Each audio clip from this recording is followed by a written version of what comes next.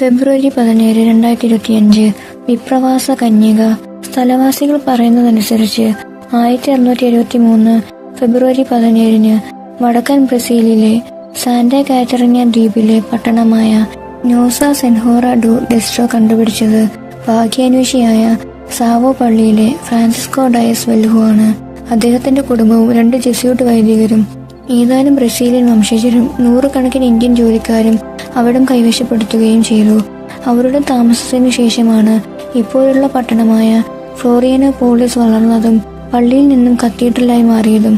നാടുകടത്തപ്പെട്ടവരുടെ അമ്മയുടെ മധ്യസ്ഥതയാൽ പട്ടണത്തെ നാമകരണം ചെയ്യുകയും എല്ലാ വർഷവും ഈ ദിവസം ആഘോഷമായി ആചരിക്കുകയും ചെയ്യുന്നു. തിരുക്കുടുംബം ഈജിപ്തിലേക്ക് പലായനം ചെയ്യുന്ന ഒരു കൊത്തുപണി ചിത്രം കത്തീഡ്രലിലുണ്ട്.